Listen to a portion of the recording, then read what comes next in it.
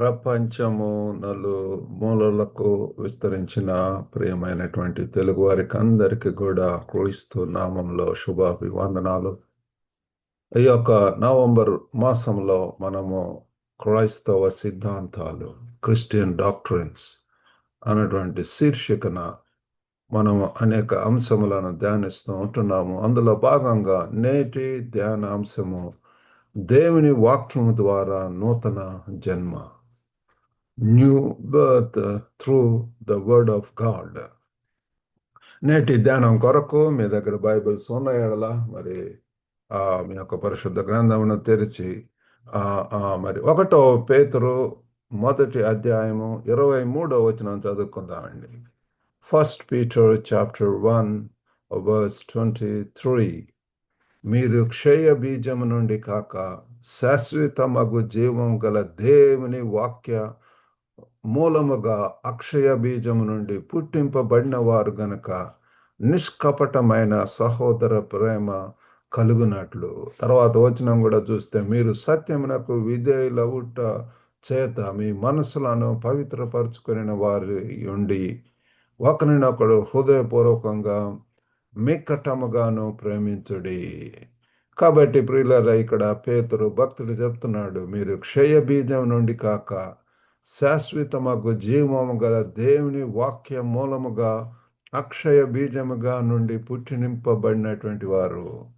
మనం ఏ రీతిగా నూతన జన్మ అనుభవం పొందుతున్నామండి? వాక్య మూలముగా, దేవుని యొక్క వాక్య మూలముగా, అక్షయ బీజము ద్వారా అని చెప్పి ఉంటుంది. ఇంగ్లీష్లో కూడా చూసుకుంటే, by him he believed in God who raised him up from the dead and gave him glory, that your faith and hope might be in God, seeing ye have purified your souls in obeying the truth through the Spirit unto unfeigned love of the brethren, so that you love one another with pure heart fervently. For you have been born again, not of perishable seed, but of imperishable, through the living and enduring word of God. అదండి. కాబట్టి you were born again, not of perishable seed. మరి క్షయ బీజంతో కాదు, కానీ but of imperishable, అక్షయ బీజము, through the living and enduring word of God, దేవుని యొక్క వాక్యం. ప్రియులారా, నూతన జన్మ మరి తర్వాత ఈ యొక్క దేవుని యొక్క వాక్యం ద్వారా ఈ రెండు కూడా మనం ధ్యానం చేద్దాం. మొట్టమొదటిగా మరి నూతన జననము, న్యూ బర్త్. మరి బైబిల్ ఇది చెప్తుంది, ఒకప్పుడు మన యొక్క ఒరిజినల్ బర్త్ ఉంటున్నది. తల్లి గర్భం నుంచి పుట్టినటువంటి వారముగా మనలోనికి పాపము సంప్రాప్తమై ఉంటున్నది. We inherit sin through our parents, forefathers, like that. So we are born sinners. జన్మ పాపము, కర్మ పాపము అని చెప్పి ఉంటుంది. మనం చేసేటటువంటి పాపములు ఒరిజినల్గా వచ్చిన, ఒకవేళ పుట్టినప్పటి నుంచి కూడా పాపం లేదని చెప్పి ఎంతో పుణ్యాత్ములు అని చెప్పినా సరే, original sin, the root is there, that need to be taken out. అందుచేతనే ప్రభు వారి లోకానికి వచ్చి ఉంటున్నాడు. మరి నూతన జన్మము, న్యూ జన్మ, న్యూ బర్త్ అనేటటువంటి దానికి ఆ నిర్వచనం ఏంటంటే, ఒక వ్యక్తి క్రీస్తును అంగీకరించినప్పుడు, అది మీరు అర్థం చేసుకోవాలి ప్రియులారా. ఒక వ్యక్తి క్రీస్తును అంగీకరించినప్పుడు సంభవించే ఆధ్యాత్మిక పరివర్తన ఫలితంగా దేవునితో నూతన స్వభావము మరియు సంబంధం ఏర్పడుతుంది. The spiritual transformation that occurs when a person accepts Christ, resulting in a new nature and relationship with God. కాబట్టి ప్రియులారా, ఇది ఆధ్యాత్మిక పరివర్తన, మనలో మార్పు ప్రియులారా, స్పిరిచువల్ ట్రాన్స్ఫర్మేషన్. ఒకప్పుడైతే బోర్న్ ఆఫ్ ద ఫ్లెష్, శారీరకంగా పుట్టినటువంటి వారు. మరి రెండోసారి అయితే it's Born of the spirit. కాబట్టి ఆ రీతిగా ప్రియులారా మనము పుడుతున్నాము. మరి నూతన జన్మనే కాకుండా మరి దేవుని యొక్క వాక్యం గురించి నిర్వచనం ఏంటంటే, దేవుని చేత ప్రేరేపించబడినటువంటి గ్రంథాలు విశ్వాసము మరియు అభ్యాసానికి పునాదిగా పనిచేస్తాయి. The scripture it's inspired by God, serving as the foundation for faith and practice. ఈ యొక్క వాక్యమే ప్రియులారా బైబిల్‌లో మరి పరిశుద్ధ గ్రంథం, బుక్ ఆఫ్ బుక్స్ 66 గ్రంథాలు ఉంటున్నవి. అవన్నీ కూడా దేవుని చేత all scripture is God breathed అంటాం. కాబట్టి దేవుని చేత ప్రేరేపింపబడినటువంటి ఇన్స్పిరేషన్ ఆఫ్ గాడ్, దేవుని చేత నడిపింపబడి దేవుని యొక్క భక్తులు రాసినటువంటి ఇందులో పొందుపరిచి ఉంటున్నారు.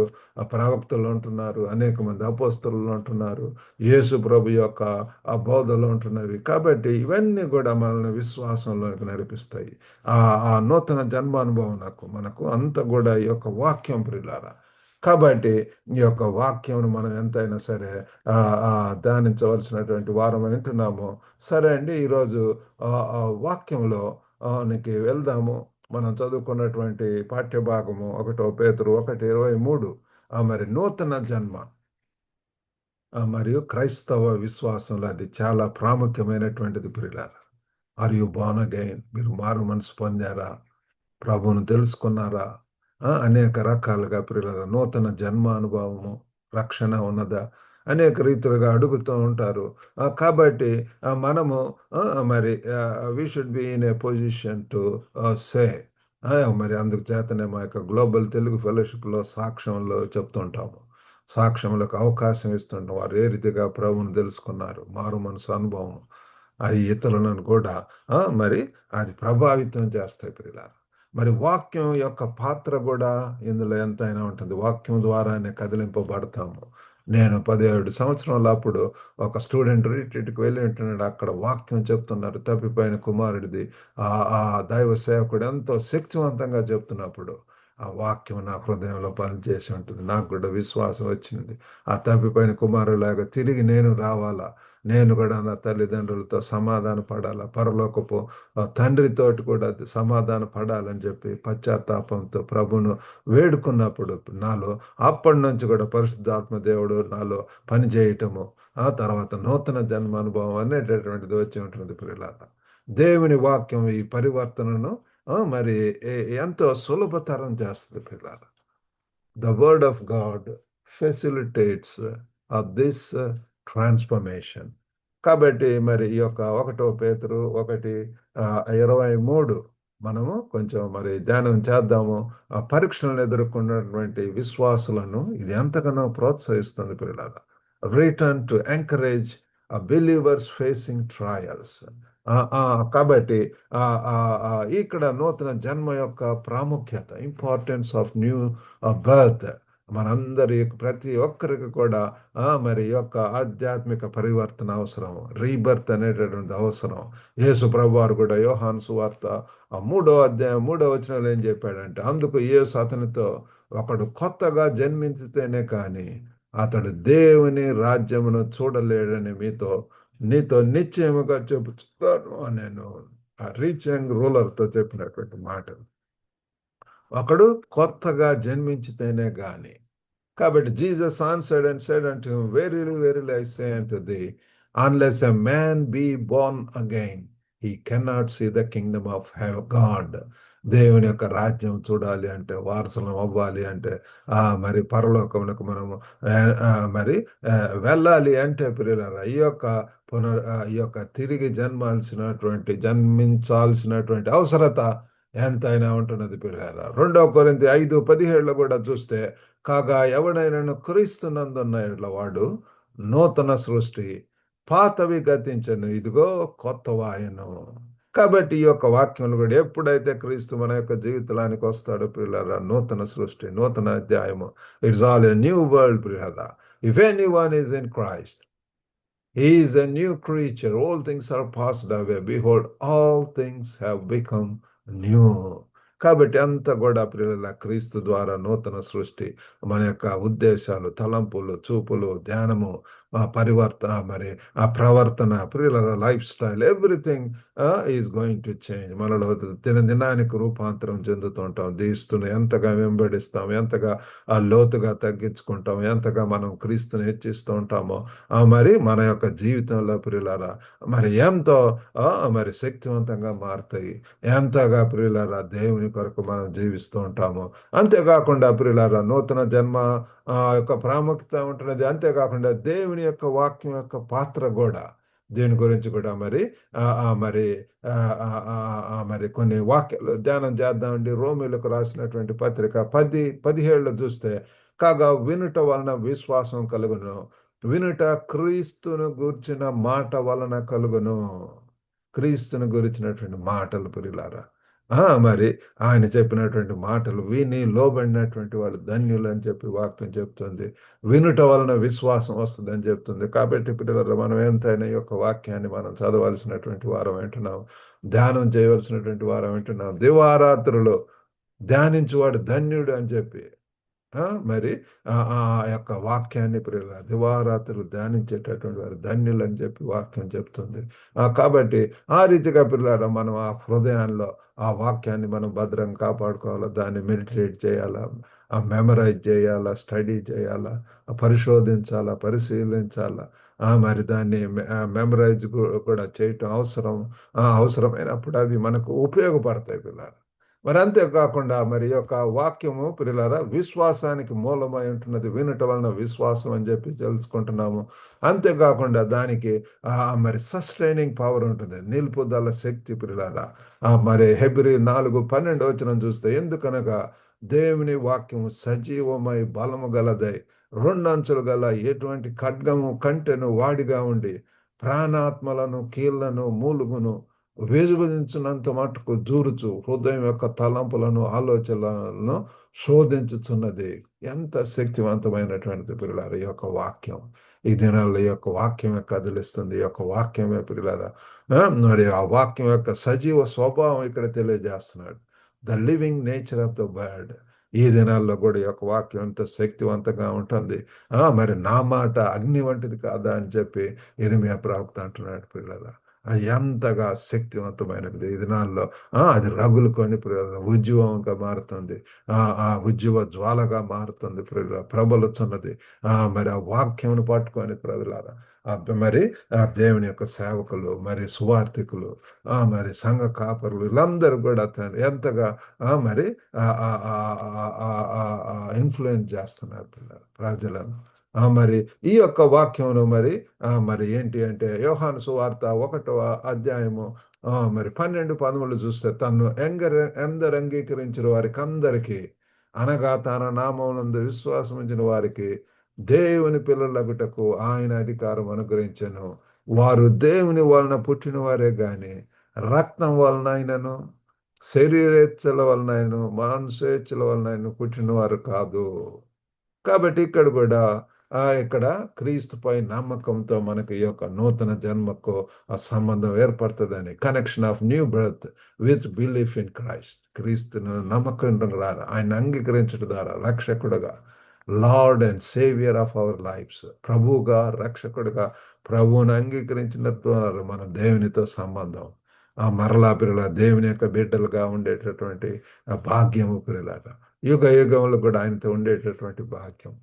కాబట్టి అది మనం గుర్తుంచుకోవాలి. అంతేకాకుండా యాకోబు 1:18 చూస్తే, ఆయన తాను సృష్టించిన వాటిలో మనము ప్రథమ ఫలముగా ఉండునట్లు సత్యవాక్యం వలన మనలను తన సంకల్ప ప్రకారము కనెను.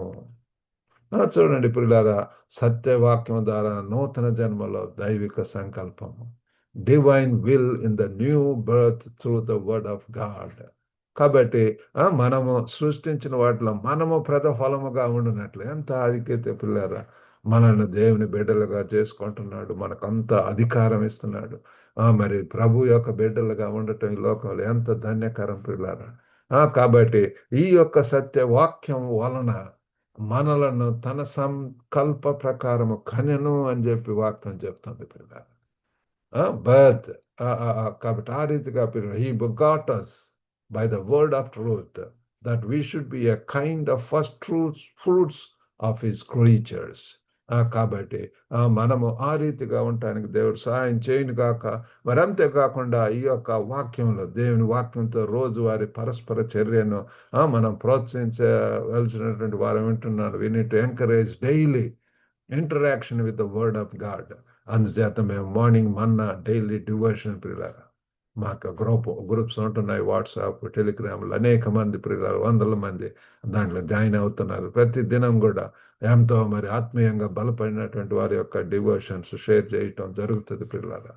మరి సువార్తను పంచుకోవటం ప్రతి దినం కూడా ఈ యొక్క వాక్యం చేయబోని మరి ఇతరులకు ఈ యొక్క మరి నూతన జన్మలో వాక్యం కీలక పాత్ర వహిస్తుంది ప్రియులారా. కాబట్టి మనం ఈ యొక్క వాక్యాన్ని ఇతరులకు పంచాలా. విత్తవలసినటువంటి వారం అంటున్నారు. విత్తువాడు ఏ రీతిగా వెళ్తాడో మరి ఆ విత్తుతూ ఉంటాడు. అవి అన్ని చోట్ల వేస్తున్నప్పుడు అది ఫలిస్తాయి పిల్లల, ఫలం వస్తుంది. మరి ఆ రీతిగానే దేవుని యొక్క వాక్యం ద్వారా పిల్లలు ఎంతమంది మారు మనసు పొందుతున్నారు, రక్షణ పొందుతున్నారు, మార్పు పొంది పిల్లల దేవునికి ప్రయోజనకరమైనటువంటి వారుగా ఉంటున్నారు. కాబట్టి ముగింపుగా మరి మనం ఇది తెలుసుకుందాం, నూతన జన్మ యొక్క ప్రాముఖ్యత, అది ఎంత అవసరం. ఒకవేళ ఇంకా ఆ నూతన జన్మ అనుభవం లేకుండా ఉన్నట్లయితే, మారు మనసు అనుభవం, రక్షణ, నిశ్చయిత, పాప క్షమాపణ, ఇవి లేకపోతే ఈ సమయంలో అయినా మనము ప్రభుని తెలుసుకొని ప్రియులారా మారు మనసు అనుభవంతో, సాక్ష్యంతో ఈ లోకంలో ఉండటానికి దేవుడు మనకు సహాయం చేయను గాక ప్రియులారా. మరి వ్యక్తిగత మరి విశ్వాసం మరి లేఖన పాత్రను మనము మరి ప్రతిబింబించవలసినటువంటి వారమై ఉంటున్నాము. చిన్న ప్రార్థన చేసుకుందామండి.